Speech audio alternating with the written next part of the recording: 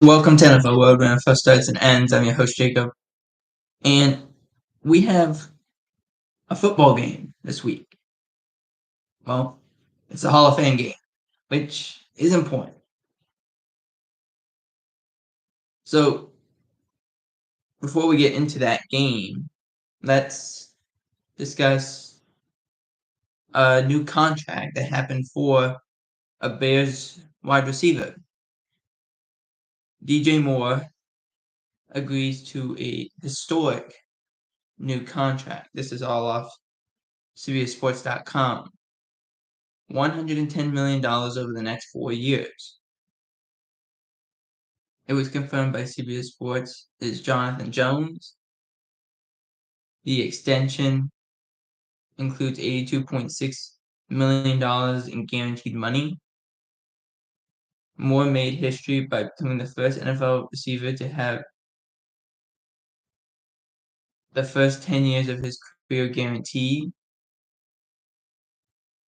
Moore, 27, has 96 catches for 1,364 yards for the Bears last year, 8 touchdowns. He also had 5 with at least 100 yards.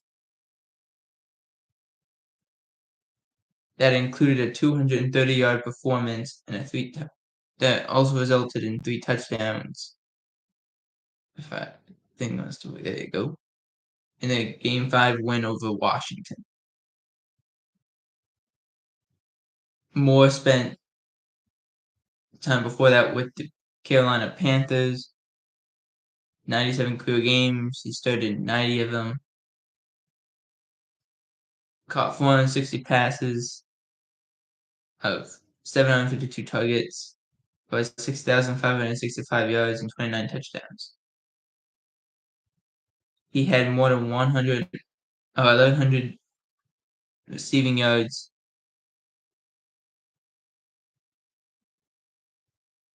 in the past 5 seasons. For the past 5 seasons, excuse me. So, was he perfect? No, he was not perfect. But I also want to make this abundantly clear. Because I think if we're going to be fair to DJ Moore, we have to be fair to Justin Fields. This is how this works. Justin Fields' highest completion percentage was to DJ Moore. It was like 70%, which is unheard of. To everyone else, it plummeted to, I believe, 64% or 54%. It was not very high in comparative to what it was for DJ Moore. So it tells you just how important a young but smart wide receiver is. This contract puts Moore in a deal where he gets to be 31 years old and stay in the same area. It's pretty easy for him to make that decision. Now, the Hall of Fame game, I want to make the list of Hall of Famers. Because we have Dwight Freeney, Rondé Barber, Joe Thomas, but there's 4 others I want to get.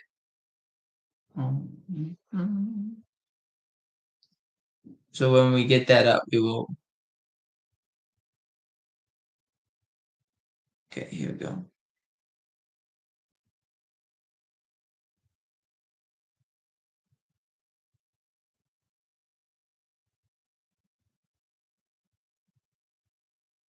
There we go.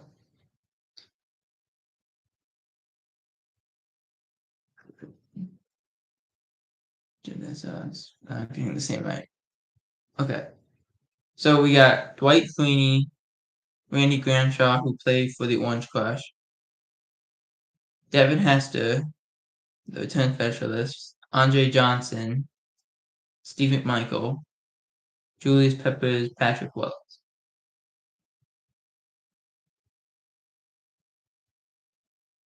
So, hang on. 1, 2, 3, 4, 5.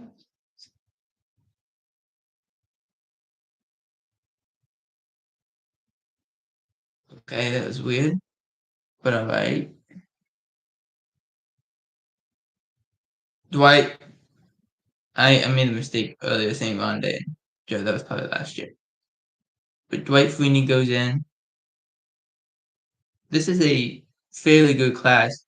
I still have my reservations for saying they should not limit how many people they put in a year. To me, that makes no sense because you get this issues with like what Steve McMichael had with his health. Randy Grandshaw had been with the Orange Crush for a long time, and they just putting him in now. That was a thing that happened in the 70s. And then you look at some of these players, it's like, okay, well, that makes sense. They are getting it.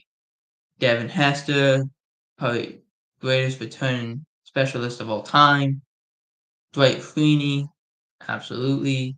Andre Johnson, of course. Julius Peppers, without a doubt. Patrick Willis was. You can make the argument that behind Ray Lewis, there was no one more polarizing at the linebacker position than Patrick Willis in the most recent time. So there are some good to there is some goodness to this Hall of Fame class, but I just wish they wouldn't put a limit on it. Me, what matters is how many people that you put in. You can put 10 in one year. You can put 5 in one year if you want. You don't have to limit how much people you put in. Okay. So in talking about this Hall of Fame game, the Bears have stated they are not playing any other starters, including Caleb Williams. He is not playing. Completely understandable. It's Tyson Bagent's show. Let's see that happen. It's a little unclear to see what Houston will do, but I actually think it'll be pretty competitive. If we were to score this still, just because we don't know what Houston's going to do, I will give it to Houston and say it'd be like 24 to 14. That's what I'll say. If we're predicting the Hall of Fame game, of course. Moving on to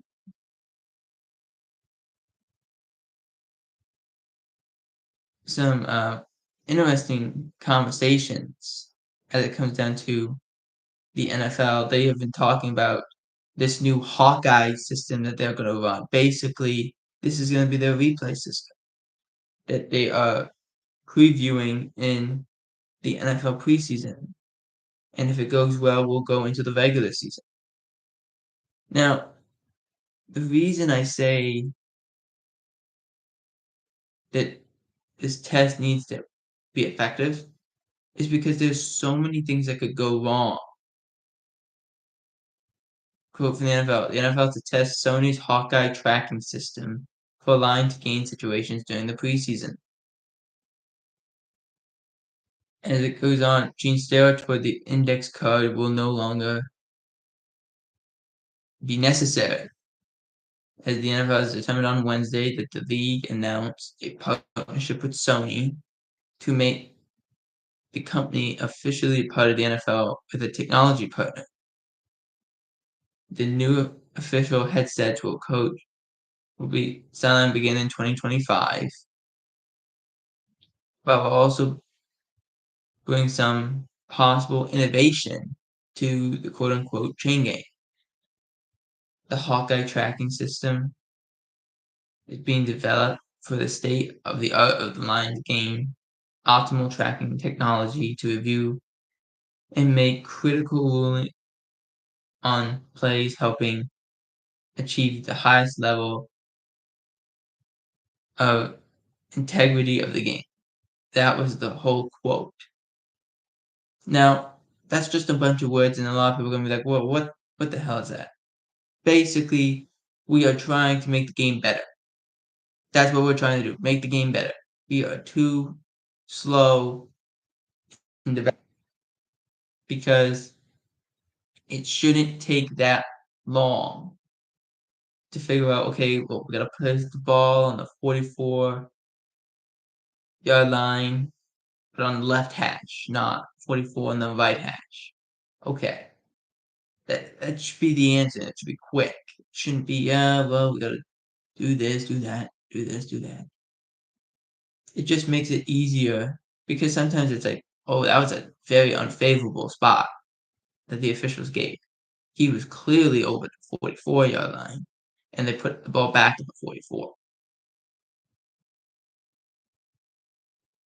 So, continuing on, NFL executive Gary Brantley told the Associated Press that the league will be testing the Hawkeye technology during some preseason games.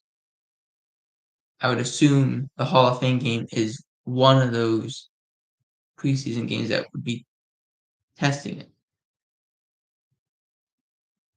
Quote from Brantley: "We're in the installation phase for all of our stadiums, really getting their collaboration and up to date.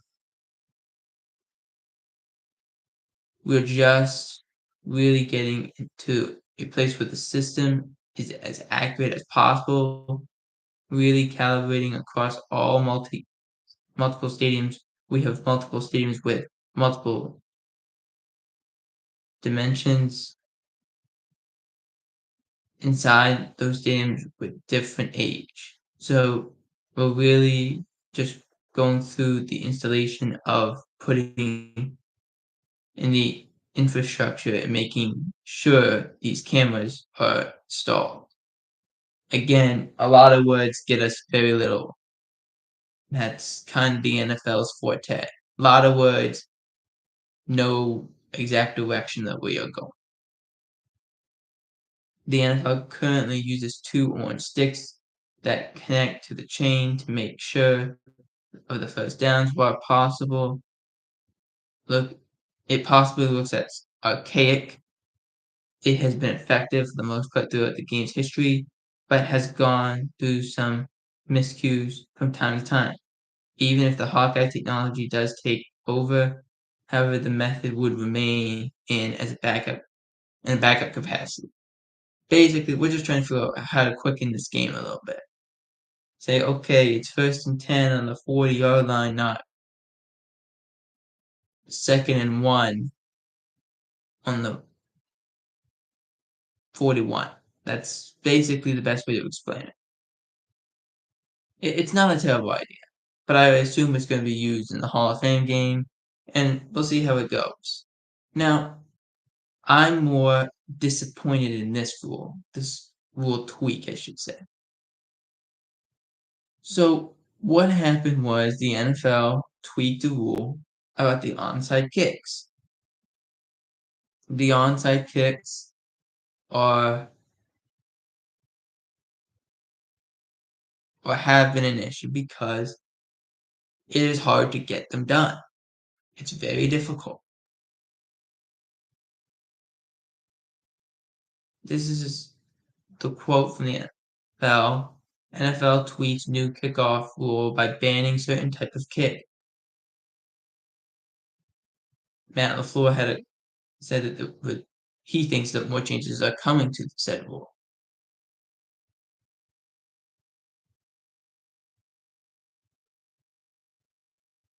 So this rule, it was sent out on the 25th, saying because we've already changed the kickoff rules. Okay, you have to kick in the area, and more returns, which could result in bigger returns. But in the memo to all 32 teams, that kickers will not be allowed to place football sideways on the tee for a kickoff. When the ball is placed on the tee for a kickoff, it can only be elevated a maximum of 1 inch off the ground. The ball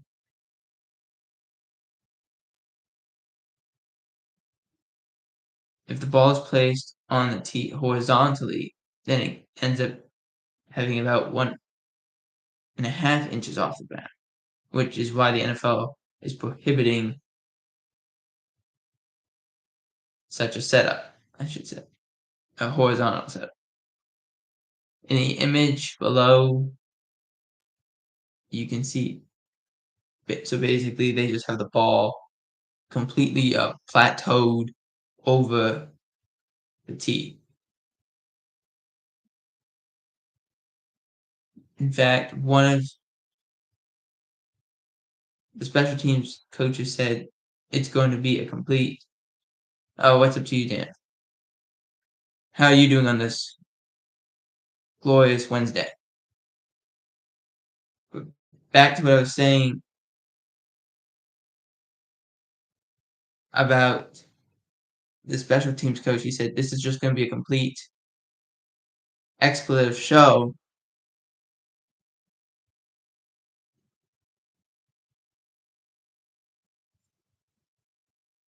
And I don't disagree with him. I do not disagree with him. I don't like the new rule because the new rule states you have to be behind to get a you have to be behind to go and attempt an onside kick. You have to tell the officials that you're doing an onside kick. It makes no sense. You can't do a surprise onside kick, which is again drives me nuts. These are things that are going to affect the game. Continues on in this article. Apparently, kickers were looking to get an edge with the new kickoff rule, and one way they were going to do it was by setting the ball up horizontally, which would have allowed them to put more spin on the ball, but now they cannot do that. Under the NFL's new rules, kickers are only allowed to the 1 inch off the tee. We know that. Most kickers around the league use that version anyway for kickoffs. On a normal kickoff, the ball is placed vertically into the divot, which is the 1 inch again. If the ball was put sideways, if it's not in the divot, which puts it above the 1 inch.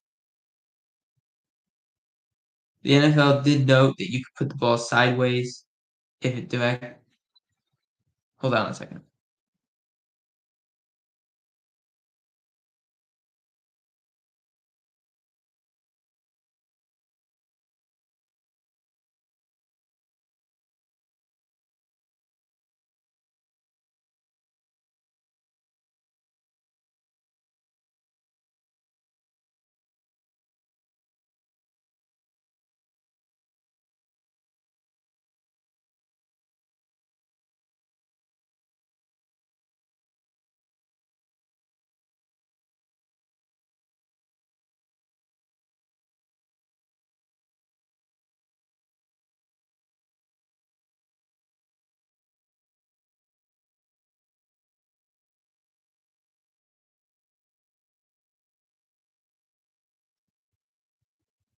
Sorry about that. The NFL did note that you can put the ball sideways if it's directly on the ground. So basically, they're saying if you put the ball on the ground, it won't affect the 1 inch off the ground because there won't be an actual tee. It is also allowing that you can lean the ball up against it. So both sides work fairly well.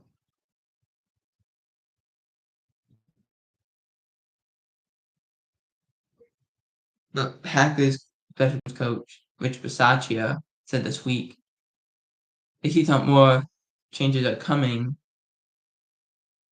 especially in the next, which again I don't disagree with. He says I do, especially I think through the first preseason games. I think there would be some sort of thing, maybe amendments to said rule, maybe amendments to lineups as well. Fortunately, we're going to practice against two teams. We've been encouraged to practice this against each other, have conversations about it, and talk and send some of a practice film to the league so that it looks, so we can see how it looks in a practice setting. This is honestly, I agree with the coach. This will be a complete expletive show. This will be that. It's just not going to work the way the NFL wants. The NFL's tried to move on from the onside kick for the past few seasons now, and it hasn't been successful because it's so difficult to get it. Like, you're looking at times only like 1% or 2% people get onside kicks, and that's a higher margin. That just explains how difficult it is. So maybe this is also going to decide a distinction. I don't know. We'll see what happens. Moving on to just what happened for the New England Patriots.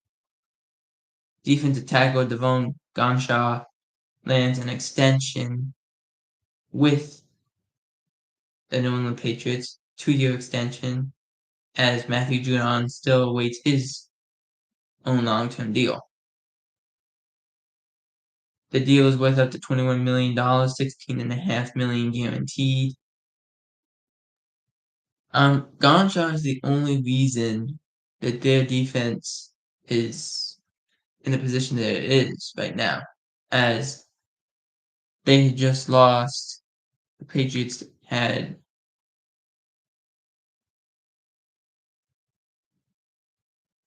lost. The Patriots lost their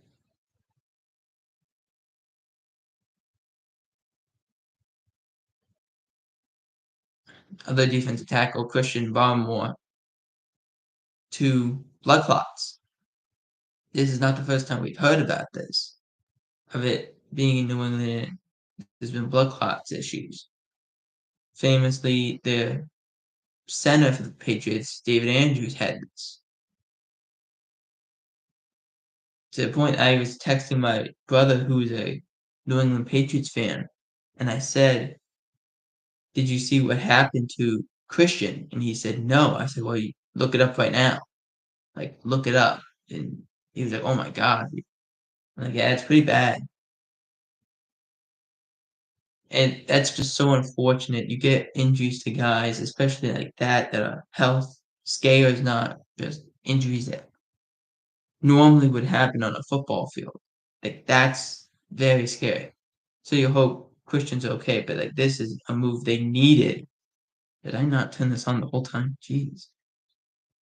This is a thing they needed for the NFL. So let's see what happens. Let's hope Christian's okay, but the Patriots did need Gonshaw to be back, and 2-year extension for him. So all good so far. Moving on to, let's in fact talk about the Steelers quarterback job, as Mike Tomlin has not shied away from saying that this is a quarterback competition. Both these guys are going to compete, and I do appreciate it.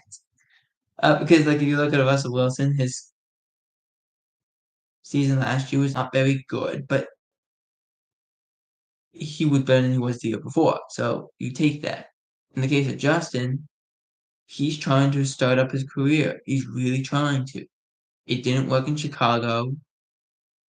At times there was brilliance. At times there was like a lot of head scratching of trying to figure out what he was supposed to do. What was he trying to do? But for Tomlin to go and say, yeah, like these two guys are going to compete, and Wilson had been sidelined because of a calf injury. So Justin's getting some valuable one-on-one first team reps. That's important. I kind of want to see what competent play looks like for the Pittsburgh Steelers, just because they didn't have it the past couple years. So let's see what happens.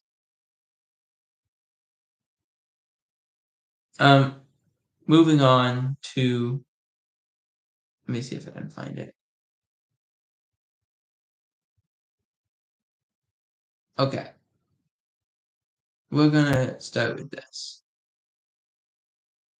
So there has been some low attendance for training camp, specifically for the Dallas Cowboys. Low training. The training camp has been very strange for the Cowboys. And I think a lot of it is because the fans are not happy. They're just not happy. They look at this team saying, you have your star quarterback, you have your star receiver, you have your coach, all on 1-year contracts. And you refuse to pay him, or you refuse to say things, and you say things that just make people outraged, such as he went and talked, Stephen Jones went and talked about CeeDee Lamb saying, the deal will get done, it will be done, and he will be here in Oxnard. To which the radio host that Stephen Jones was on said, would that be next week? And he said, well, things have to get done, leaves have to fall, things that they've been saying for the past 7 months. And the issue with that is, well, how many more leaves have to fall? DJ Moore just got paid. Justin Jefferson's making $35 million. CeeDee Lamb wants to be paid. He has made no gripes about getting paid. He wants to be paid. So why on earth does the Dallas Cowboys continue to do this? No reason. They just do this for no reason. The same thing with Dak. Why do they keep doing this? Why is this the thing they keep on doing week in, week out? It makes no sense. It's the dumbest thing that they could do. It's stupid. They just play this game over and over again. And it's to the point of it. When you have a long joke and it was funny, now it's not funny, now it's funny again, now it's not funny again. I think what that second, it's not funny again. That's where we are. It's so dumb. It's just the way they conduct business, but it's not the way it should be done. And now you have situations where fans aren't happy, fans aren't showing up. When the players are saying fans aren't happy because no one's showing up for training camp, usually this is packed, there's no one here. That tells you, well, dang, we're not doing a good enough job. And the Joneses are trying to wordplay this, saying, oh, we love ambiguity. Look at our ticket sales. Look at this, look at that. It's not good. It's not good. The actual fan who would show up for training camp is not happy. Because they're looking at this saying, what is our ownership doing? And the reason I bring this up is, I don't know if you saw this, but Phil Brooks, commonly known as CM Punk in the wrestling world, was on First Take. And he was talking about how the reason he has the reason he has no faith in the Bears isn't on-field product. He knows they could win on the on-field product. It's the management of the team. That's how its issue. It's management. It's the same with the Cowboys. The on-field product, you feel confident that they could win. You know they could win. You know with the play calling they could probably win. It's the management and a lack thereof it because they won't make a move for a big name player. They won't make a move for a game changer. They just won't do it because they choose that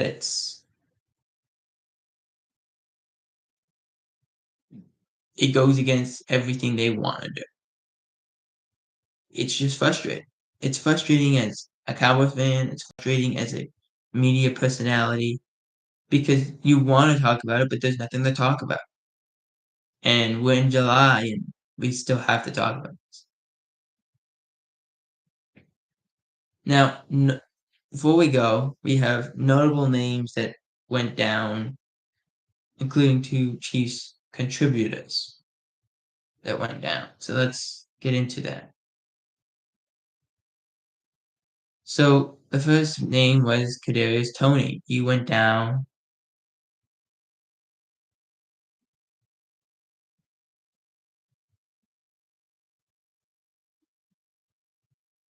Actually, they've been trying to do other positions and all that stuff for Kadarius Toney, including some running back, but he left with a lower leg injury. Let's see about what happens with Toney. The second one is Nick Bolton. Nick Bolton left with an apparent arm injury. He missed time during the 2020 season with a wrist injury. Him not being there would be a massive blow to this Chiefs defense. He is the signal caller. He is the main guy. Him not being there is not an option. You can't afford. He missed, I believe, 5 games with the after wrist surgery.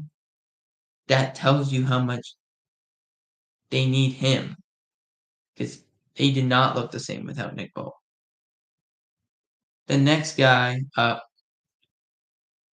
talking about the Dallas Cowboys earlier, was Sam Williams, the pass rusher. He was expected to be the starter, tore his ACL and MCL, done for the year. Very unfortunate. Freak accident. They didn't even have the pads on. These things happen. Now you more in your depth. Maybe they go outside the organization for depth. We'll see what happens. Next one up was Rashad Bateman after taking a hit to the rib/stomach area. Coach John Harbaugh was not too worried, just described it as soreness, as he described it. But when you get a shot like that, that happens. Bengals Sam Hubbard was carted off the field after suffering a knee, but it's believed not to be serious. But they cannot afford to lose Sam Hubbard. That is not a position they. The next one, also, yeah, right here. Let's go here. There's Samson Abukum, who suffered a torn Achilles tendon in Colts practice on Monday. That means he's going to miss the whole 2024 season. That's unfortunate. He will be placed on the injured reserve list. But that's unfortunate when you have an injury like that. You get those injuries, non-contact stuff. It's unfortunate. Next up is Darius Williams, the defensive back for the Rams. He returned from free agency, suffered a hamstring strain. Should be fine. According to Sean McDermott, it's a week at a time. See what happens. Ty Johnson, the running back for the Bills, has a hamstring issue, but they brought in Ray Davis.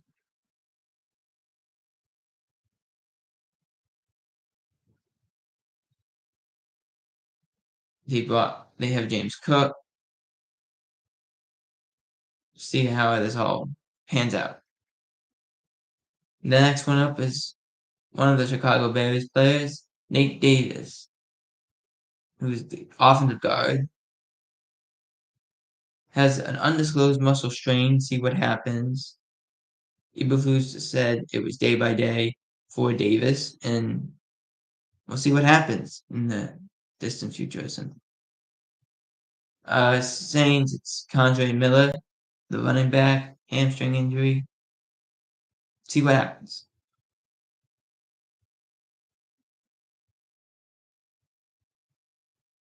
He only appeared in 8 games. This one I feel really sad about.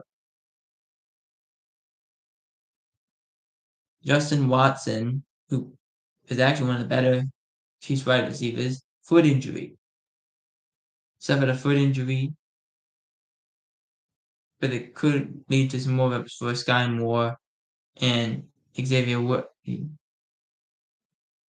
who is also banged up a little bit. Darion Kendrick for the Rams, cornerback, who they're very thin, tore his ACL, so he's done, obviously. Continuing with the NFC as Mekhi Blackman tore his ACL. He was looking for a potential starter's role as Byron Murphy and Shaq Griffin, but injury, obviously. Also, I want to say that Shaq Griffin did get hurt, but went to the medical team, but seems to be fine.